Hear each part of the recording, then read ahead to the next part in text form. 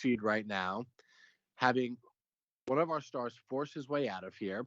Our roster's in flux, and all the team tells us is we'll see these guys back eventually. And that's the part that I can't handle. And I just, it doesn't seem like this is going in the right direction culturally and talent wise, and just cohesiveness on the floor. We're basically in training camp when everybody else is 60 games in. The only thing I'll push back on is I think we got, if you want to say we got worse roster wise because maybe James Harden, like the superstar we traded him, but I actually think the roster itself got better. It's just that we haven't seen it yet, and we're with the shortness of games, we're not going to be able to see a lot of it. But I actually do think we got better. Like, we got Seth Curry, and I'm only talking about the pieces that'll be here for like next year. So like, even like just from a roster standpoint, I think we actually did get better. It's just so frustrating that we haven't been able to see them yet. The rookies got experience who will be better in the long term. The one thing I will say though that I hate is that now like the new phase is like, oh, well, we extended our window, which may be true, but I don't want to hear that yet. Like, wait until after the season. I like that too. That just doesn't matter. Like, it doesn't matter today. I'm not even sure that that's true because I'm not even sure that that's true because the window is Kevin Durant, and once Durant is gone, the window's over. I don't think it's a championship window, but what it is we don't have picks. Well, we do have picks. I know we've had this tete-a-tete before, Bam, but we don't have control of our pick until 2029, and because of that, if having a kid like Ben, who I hope he can evolve here, I believe he will evolve here, and if you have Ben, having just Ben Simmons, don't go by how you feel about him right now. Go by how, when we used to argue about how good Ben Simmons was, and I used to say he sucked. Ben, think about who you thought he was then, and that's who he could be. And I think that keeps us out of the lottery. It keeps us from having any like low round picks, and keeps us from giving up a lottery pick to these dickheads in Houston. Whatever. I don't care about that shit right now. I just don't care. I mean, I just don't. I can't care. I care about wasting another season of Kevin Durant, and to this point, in the back of his head, he's got to be a little bit regretting that extension that he signed. No outs, but he signed it. Why would he regret it though? If this is where he wants to be, he's comfortable here, and he's got all the power. He's in the playing game. Yeah, but it's his fault he's in the play game. No, it's not. Game. It's everybody else's fault. He's allowed to miss 15 games. He carried them for the rest. Where was his help?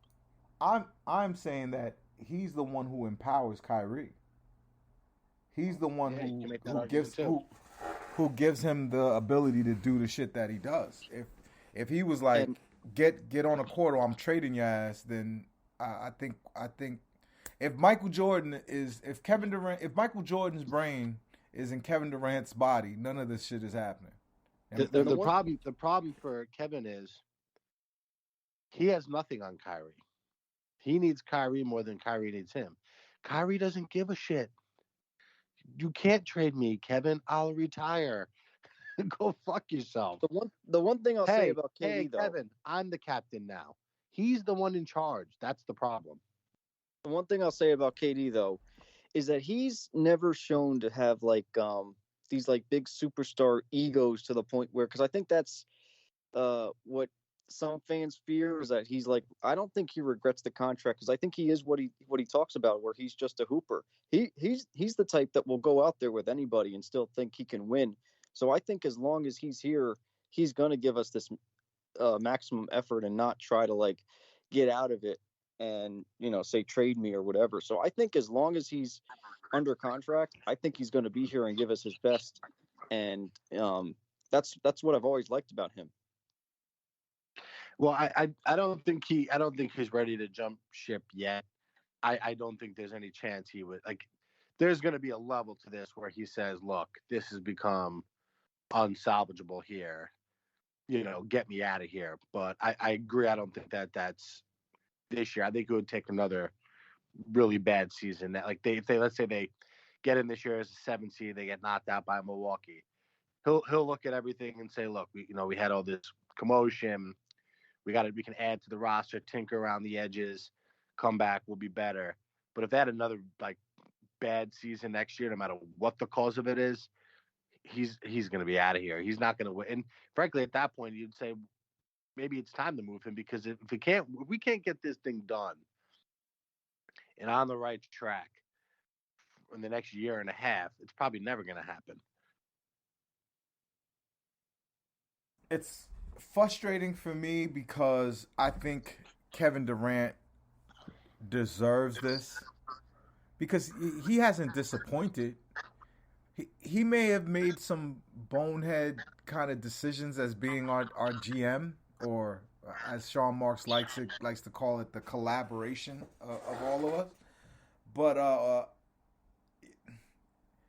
for the way that he's played and the game that we saw together, Matt, like the way he had that building feeling and the effort that he gave on offense and defense, it would be a shame if the Nets don't give him a championship. And I think everyone's done their part. I really do. Sean Marks has, shuffle guys in. We're gonna talk about Goran Dragic right after this. The pieces are there. Even when we've had to make trades, I think we've made the trades the right way. And yeah, I just feel like everybody deserves this. And I just don't understand why this team can't get right.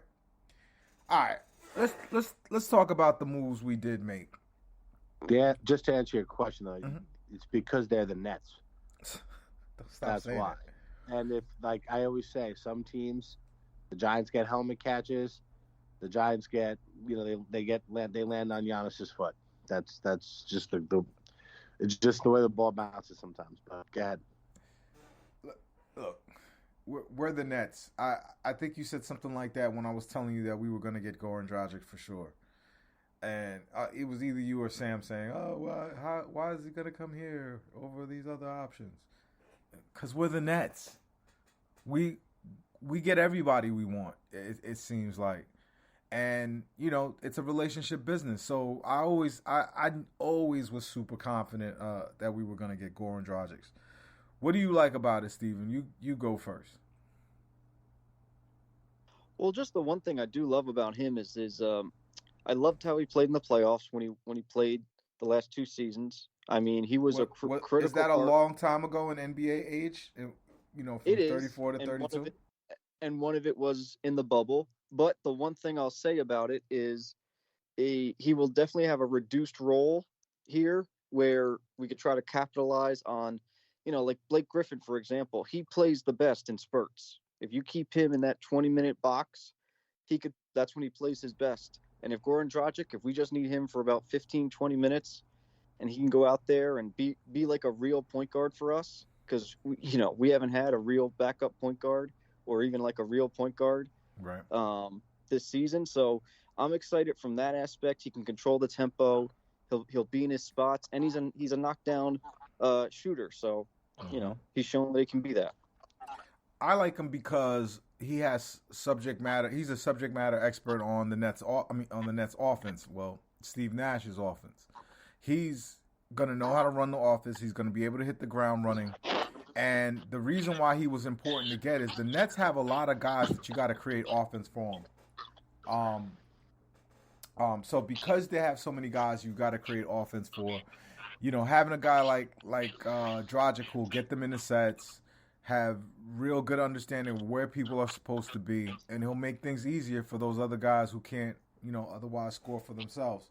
Bam, what do you think about Dragic? I would echo everything you guys say, but also keeping them away from another Eastern Conference team and making them deeper and better. It's like a double positive for us here.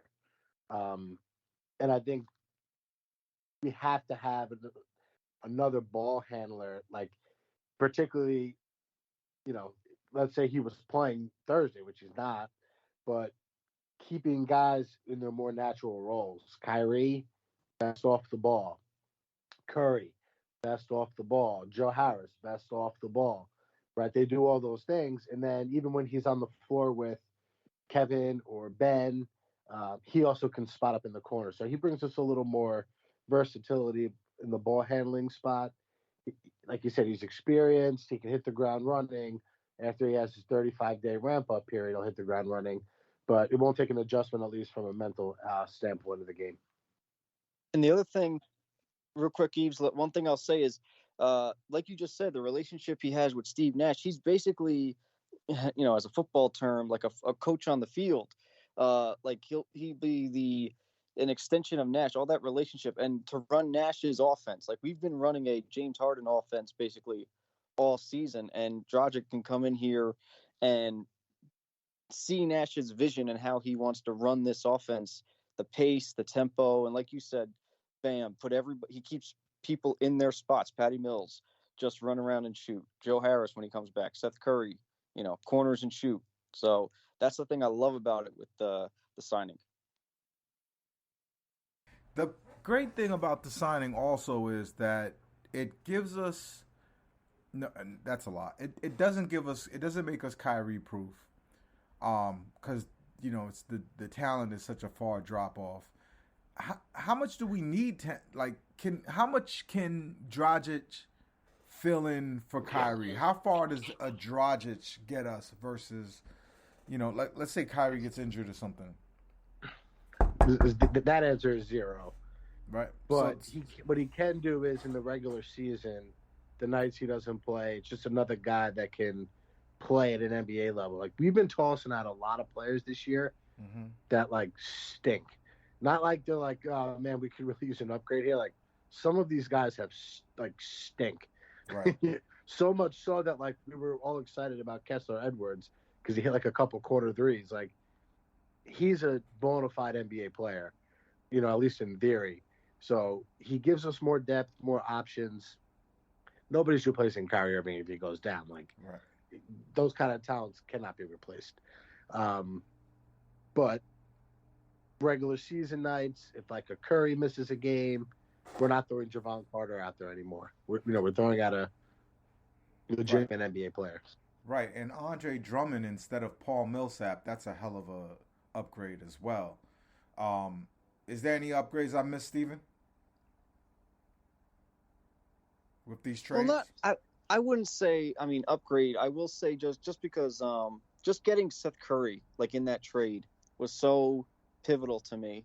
So just to get that spacer on the floor, because even we saw it in those 2 games, just the ability for somebody to put the ball actually on the floor, take a dribble and shoot, and have the confidence to make it, both from themselves and the fan base. Because I know every time Javon Carter put the ball on the floor and shot, I never thought it would be going in. But I'm just happy with Curry being here. I've been pleasantly surprised with Drummond. I always had an opinion on Drummond, and I've been proven wrong, at least in the first couple of games. He really, I knew he was a really great rebounder, but he really gets his body in there. And so I've been pleasantly surprised with that. And I think the other thing that they did or they accomplished with this trade was it made it where if the guys aren't coming back, if Joe Harris isn't coming back, and every day it starts to look worse and worse, Seth Curry can fill that role. We can't fill in for Kyrie. So again, this whole championship is going to hinge on is his mind right? Is he healthy? Will he ever be again? Enough to get us through a championship. I mean, so I think that's really the only question. Based off of who we have on the team, right? I hear a lot of people kind of like talking about how horrible Steve Nash is.